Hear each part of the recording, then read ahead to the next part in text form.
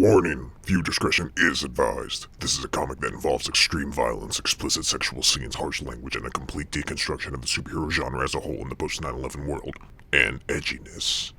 So much edginess. I'm just saying, if you don't like these things or have small children around, maybe you shouldn't watch this video because I'm not censoring any of it. This is the internet, baby. You can find things that are way worse than this comic with extreme ease.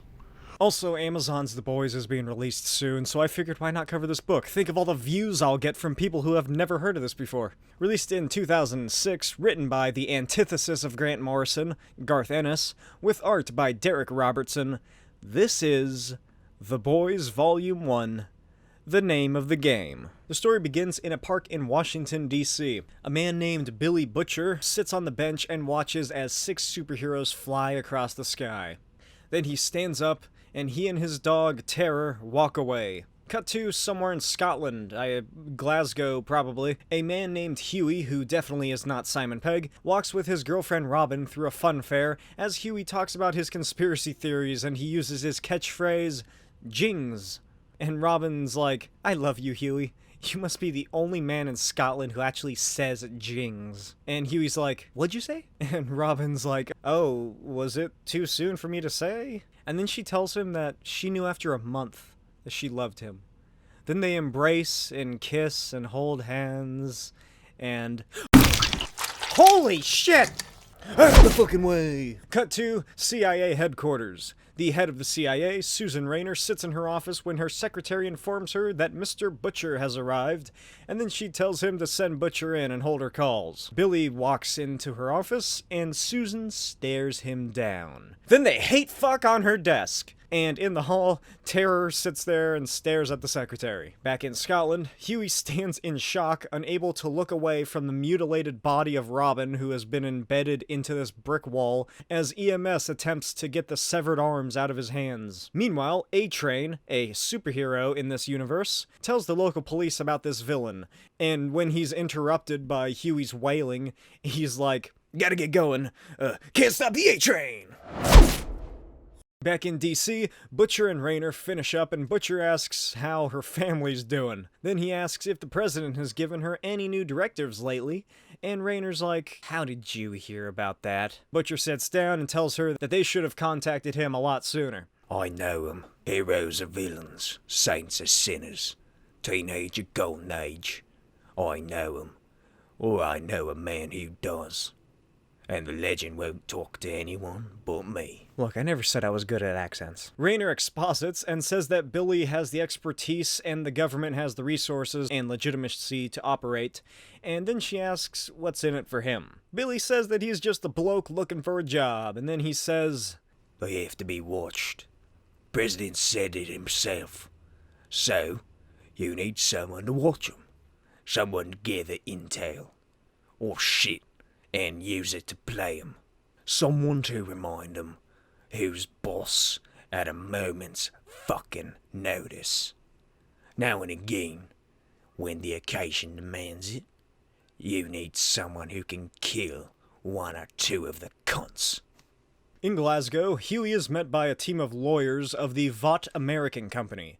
Vought American is the company formed in like the 30s or 40s, which it produces superheroes. That's all it does. It's like an agency for superheroes, essentially.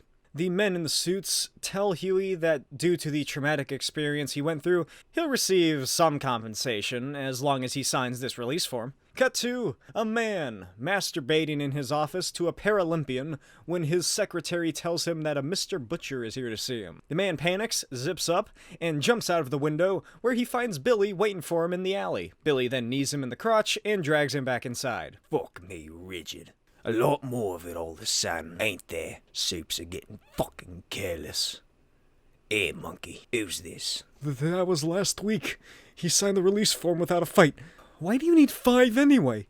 I mean, the female alone. 'Cause I fucking do. In a park, Hughie sits on a bench, crying, and then a large man in a leather trench coat sits down beside him. Billy Butcher asks Hughie if he's alright, and then asks if he's lost someone. When Hughie says he has, Butcher apologizes and gets up to leave when this little dog starts yipping and Hughie's like, "What is that fucking noise?" I bet my United Kingdom listeners are loving this. It's a little Shih Tzu taking a big shit on the sidewalk, which the owner doesn't pick up. Hughie says that he hates those wee bastards, and Butcher asks if he wants to see something funny. So he orders Terror to fuck it, and then Terror runs over and starts humping? And then Terror runs over and starts humping Benjamin the Shih Tzu. And Huey's like, that is the maddest fucking thing I've seen in ages. Butcher tells him that he knows what happened to Huey, and then invites him for a walk. Huey asks who this strange, large, rectangular man is, and Butcher introduces himself, and Huey introduces himself as Wee Huey. They continue walking, and Butcher says he's sorry about what happened to his girlfriend and how fucked it was that they made him sign a load of bollocks when he wasn't even in the right state of mind. And then Billy tells him that he used to run a team that specialized in stopping superheroes from doing that kind of thing that happened to Robin, and making sure that the guilty party was in no condition to do it again. Then he explains that it appears it's time for his group to come back into the world and call the so-called superheroes. They continue to walk, and Billy explains that he works for the CIA, and Huey starts asking him about all these conspiracies and the Illuminati and everything, and Billy says that none of that exists. It's just fat asses sitting around in their offices making sure that the world stays exactly the way it is. And Huey's like, nothing is a bigger threat to superheroes than the status quo. Get it? It's a meta-commentary on superhero comics! Butcher says that he wants to stamp the supes out and stop them from fucking things up for everyone. And then Huey asks Butcher if he wants him for this little group of his. I'll tell you what I want. Someone who's felt it. That arrogance. That fucking disdain they have for us. Where our lives mean nothing more than a rat's. Our deaths are barely an embarrassment. And all they do is walk away. Huey tells him that he's out of his depth, and there's no way he can do anything like what Butcher says he has in mind. And then Butcher says, he laughed his bollocks off about your girl. A-Train is one of the 7, Earth's most mighty, bringing justice to all, avengers of the innocent. He was freaked out, but the others talked him down. I bugged their HQ, mate. You can listen to the tapes if you want. It's happened before, and it'll happen again, unless someone does something. Huey asks what they can even do, especially since those super assholes have superpowers, and then Billy tosses him an envelope full of money and invites Huey to come to New York and meet the boys. Then he and Terry leave. Cut to the Seven's flying headquarters. The patriotic superhero and leader of the Seven, Homelander, meets with their latest recruit, Starlight. Starlight is starstruck at meeting the Homelander. She tells him that she's admired him for years, and Homelander's like, please, you're going to make me blush. Starlight apologizes and says that her old supergroup, the Young Americans, had never had anything like this, and Homelander asks her if she'll miss them, and then he asks if there was anyone special. She blushes, smiles, and tells Homelander about Drummer Boy, one of the members of the supergroup, who she met at Capes for Christ, but they didn't want to ruin anything, so they're waiting for the right time. And Homelander's like, oh, that's great. Then Homelander leads her to the Seven's meeting room, and Starlight starts fangirl. She sits down in the big leather chair that will soon be hers as Homelander says, there's just one final test for you to pass, and I know that you're gonna excel at that too. Suck it. Holy shit, look at his hairy ass! And his legs, they're so hairless. Does he wax them? He has a unitard tan line. What's that all about? Does he wear a one-piece swimsuit? Starlight freaks out at seeing Homelander's cock and asks what's the matter with him. Nothing. Beyond the fact that I want a blowjob and, incredibly, seem to be encountering communication difficulties. Starlight starts heading for the door as A-Train and Black Noir walk in on them. She tells them that something must be wrong with the Homelander and that he must be under control or a duplicate or something. Then they also pull their pants down. Nobody's forcing anyone to do anything, Starlight. No. It's all a question of how badly you want to join the Seven. Oh my god, the Seven is Hollywood. Starlight starts crying, and Homelander says that they just would like to have their dicks sucked. So as Black Noir and A-Train stroke their dicks, Starlight tells them to go to hell and storms off. And Homelander, without even turning to look at her, says, well, in that case, good luck back in the Corn Belt. Cut to a shitty motel in the South Bronx. Hughie watches a crazy homeless man ramble when Butcher pulls up in a taxi. They ride in the cab, and Billy asks how the flight was. Hughie tells him it was fine, but immigration was a bitch. And Butcher's like, "Oh, fuck, I totally forgot that. You've actually been a U.S. citizen for the past week." Then he hands him a passport, and holy shit, look at this New York! The Brooklyn Bridge is just gone. Oh, but hey, at least the Twin Towers are still there. I guess you trade one for the other, eh? Butcher and Hughie arrive at the boys' base in the Flatiron Building to discover the boys. Meet Mother's Milk, a psychopath with the heart of gold. Frenchman, a psychopath who is also French. And the female, a psychopath who is a mute woman. After they all introduce themselves, Butcher says it's time for them to get to business.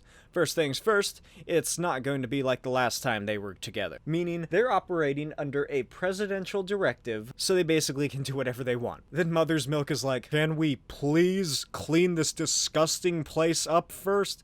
And then Frenchman asks if anyone wants a pizza, so they each make a call as Billy talks to Hughie. Cut to the bathroom of the Sevens HQ. Starlight vomits in a stall, and when she walks out, she finds Queen Maeve, Empress of the Otherworld. Starlight says that she never thought she'd meet her, and that ever since she was a little girl, she wanted to be just like Queen Maeve. Maeve says that that's just wonderful, and then she tells her to fuck off and leaves. At the boys' base, Butcher gives them the rundown on the teenage kicks. You've got Big Game. He's like Nightwing. Shout Out. He's like Static, I guess. Pop Claw. She's obviously X-23. Whack Job. He also has electricity powers, so maybe Static again? Gunpowder. He's literally just Judge Dredd. Jetstreak. I don't know, he kind of looks like Speedball or maybe Cannonball. Dognot. He's Beast if he looks like a dog. And Blarney Cock. Yeah, Butcher says that they're going to fire a warning shot, just so that the superheroes know that the boys are back in business. Then he exposits by telling us that the Teenage Kicks and Young Americans are the adolescent super teams. But as far as image goes, the Young Americans are old-fashioned nice as pie, with ties to evangelists and Republican groups, while the Teenage Kicks are the edgy bad boys. Also, A-Train started out with the Teenage Kicks. Due to their terrible public image, no one's really gonna give a hoot in hell if the boys go after the Kicks. Then he wraps up by telling them to remember the 7 Ps. Proper preparation and planning prevent piss-poor performance. Look at them boys. Teenage Kicks. Fuck me, Richard. Are they in for a shock? Change!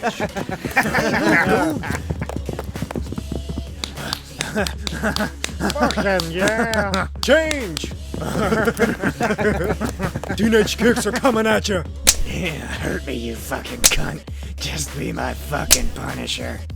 In her ass now. That's it. Change!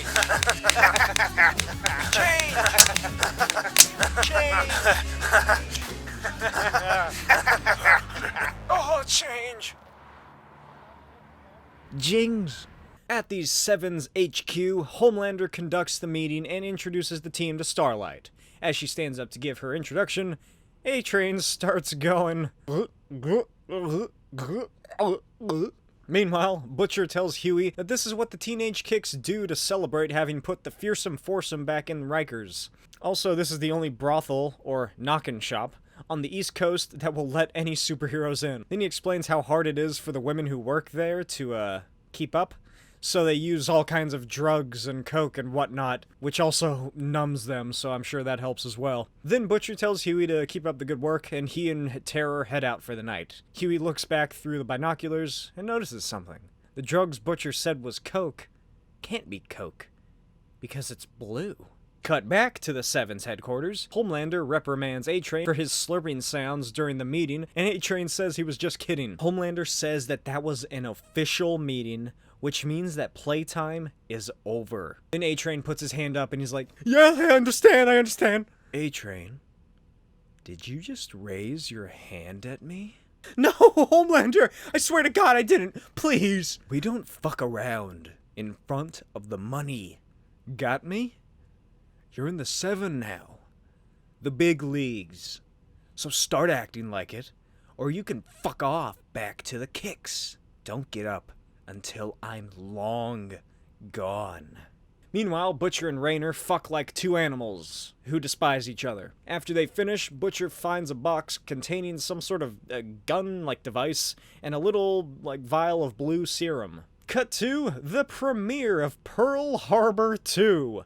An actress who I can only assume is someone who rhymes with bait, second bail, walks with Jetstreak and Big Game down the red carpet. In the rabid horde of paparazzi, Mother's Milk watches them. During the film, the actress gives the two heroes handjobs, and Mother's Milk holds a little device and records it all. At a children's hospital, Whack Job plays with electricity for a bunch of kids with cancer as Blarney Cox steals some medication. Elsewhere, Big Game makes out with Shoutout. Later, Big Game smokes crack and gets a blumpkin from Dognot. Elsewhere, Popclaw cuts herself.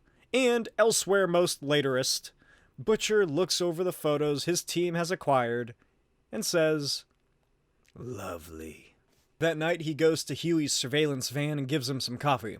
Billy asks how it's going, and Hughie tells him that there's a horrible fascination to it all. Then Butcher asks Hughie to lean forward real quick, and when he does, he stabs Hughie with a needle injector thing. Hughie asks Billy what the fuck he just did to him, and Billy tells him it's just to boost his system so he's tough enough to fight against superheroes. In its pure form, this compound is permanent, but some of the stuff that's cut only lasts a few days.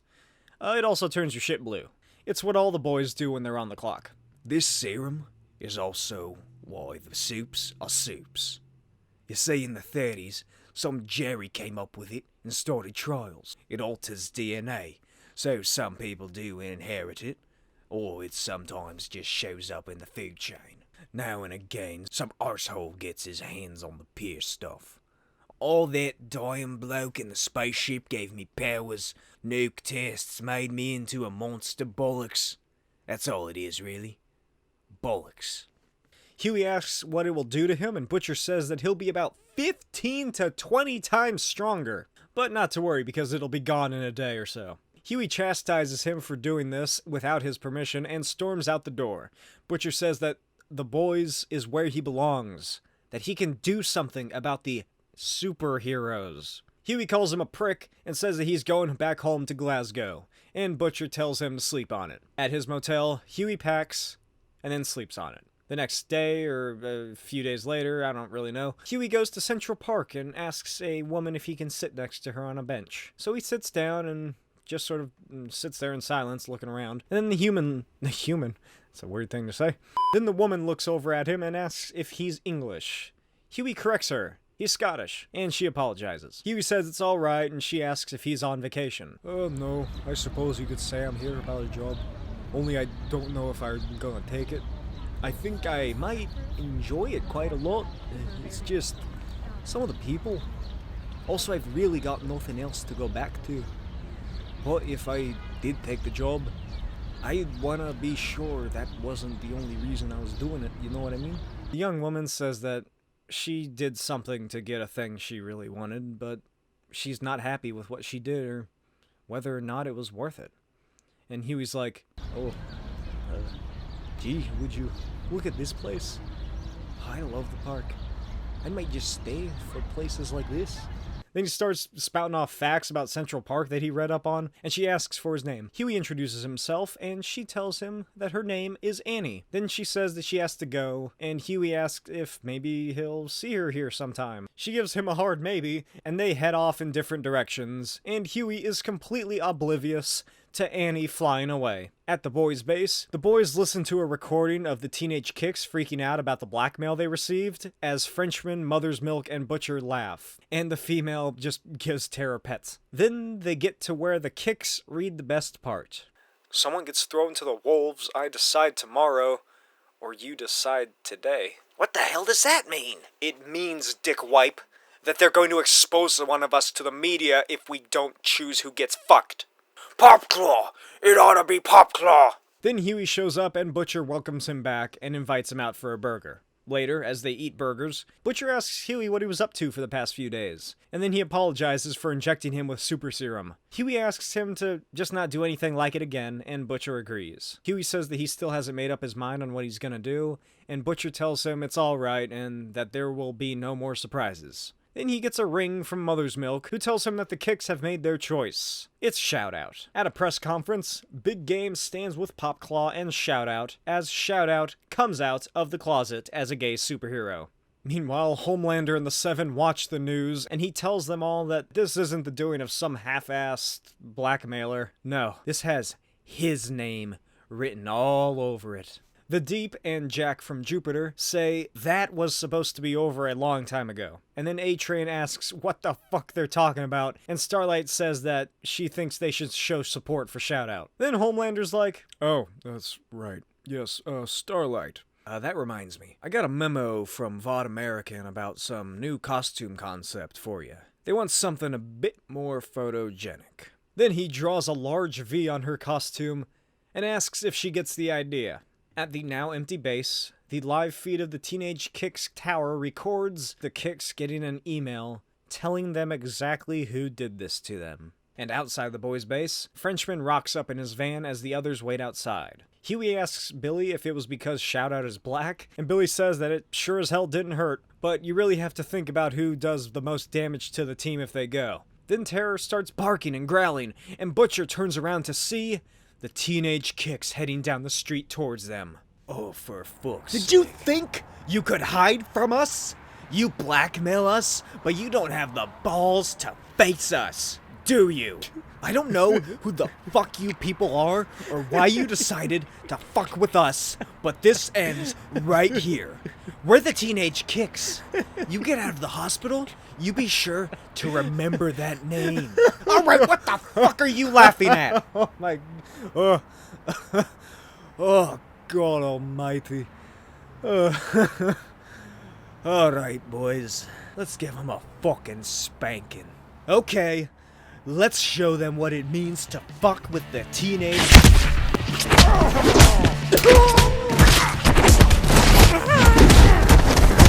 Oh, shite! Hughie, stay clear of him, mate. You just take the cork. What? He means me, you can't you?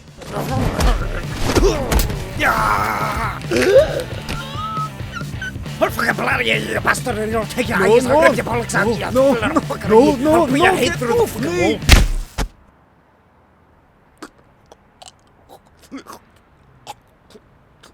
wall. Fuck's sake, Hughie, you're not supposed to kill him. Ah, shit. You burned me, you burned me. Ah, Jesus! You even fucking touch me with your electric fucking wanking hand. Hey, calm down, Hughie. Take a moment and get your breath, man. Just get your shit straight. But Hey, it happens, man. You ain't used to it yet. You didn't know what you were doing. Don't sweat it. Just chill. Then something starts moving in Blarney Cock's ass, and the boys stand around it. And what crawls out of his trunks? A gerbil wrapped in tape. Hughie picks it up as the female drags Popclaw's unconscious body over, and they use her claw to cut the tape off. Then the police pull up, and Butcher tells them all to head back inside. Then he holds up his badge and waits for the police to come over and says, Oh, Hughie. Now they're gonna have one of those fucking funerals. He was a hero. That's the word that gets thrown around a lot these days. Sports stars and Hollywood personalities. But Blarney Cock was the real thing. Just like his comrades in the Teenage Kicks, he risked his life every day, protecting the innocent, battling evil, knowing that one day a time might come that he would pay the ultimate price. In standing up for the cause of freedom. It was the best of us. He wasn't a great guy. You knew he was grateful for the chance he'd been given to do good. We all just going to miss him like crazy. he was the guy you could always talk to. He really helped me when I was struggling with my gayness. With being gay. We wanted the guys to know that we're here for them, that we're thinking of them, that we're praying for them every second of the day. The seven regret that they can't join us this afternoon because of some exciting developments of their own, which I advise all of us to keep an eye out. But Blarney was a friend. He was their friend. He'll always be a friend. Goodbye, old friend. I'll miss you. And once again, the funeral of Blarney Cock, leading member of the superhero team Teenage Kicks, killed in action against time terrorists on Monday night. What? What the fuck is a time terrorist? Hughie and Butcher loiter around Central Park, and Hughie says that he can't do this. He killed a man. I mean, sure, it was into self-defense, but he still killed someone. Butcher says that he won't try and stop him, but he thinks that if Hughie leaves, he'll be making a mistake. Hughie asks who gives a fuck about superheroes and asks what Butcher gets out of all this. And Butcher tells him that one of them raped his wife. She never told me. Shame or something, I guess. I read about it in her diary afterwards. The first time I learned, it was when I woke up in the night to find her guts all over the bed. And this super fetus thing crawling out of her stomach. Too much for an ordinary woman to carry to term. Something like that, I guess. I had to beat it to death with a lampstand. These are marks on my arm. It's heat vision done this to me. I love my wife, Hughie, and I know which one done it. And I'm gonna fucking have him for it. Hughie asks who it was, and Butcher just tells him that it was one of the big boys. Then he tells Hughie about superheroes' casualty allowance. You see, it's similar to the police tactical units when they have to rescue hostages. If they lose less than 20% of the hostages, why, you're reckoned to have done alright. For superheroes, however, their limit is 60%. Reason being, superheroes have no real training. They're just amateurs who have decided that they would do this. It's kind of like driving. Then Hughie asks why the government would allow this to happen, and he answers his own question by saying that they're scared of the superheroes. Which is where the boys come in. Butcher tells him that this won't be the last time he'll have to kill someone, and all that nice guy stuff goes out of the window if you want to win. The only difference between the old boys and the new boys is that the president hates supes. But the vice president, who was at the funeral, is a Vought American man who used to run the company, which means that they are one bad day away from having a soup-friendly president. Then he says he thinks that Hughie should stay because he's good at it, and he likes it, and he's got a score to settle. And he also has always wanted a little brother. Meanwhile, at a press conference with the Seven, Homelander introduces the news agents to their newest recruit, Starlight. Then the Seven head off to fight for the innocents and protect the world. At the boys' base, the boys watch the telly, and Mother's Milk asks Billy if he thinks that any of the superheroes are in this for the right reason. Billy tells him, If there are, fuck 'em. The end. Thanks for watching, and I hope you enjoyed this raunchy, edgy, smut-filled, disgusting series called The Boys. It's kind of great. It's like what Hughie said about there being an odd fascination. If you enjoyed this episode, subscribe for more content like this.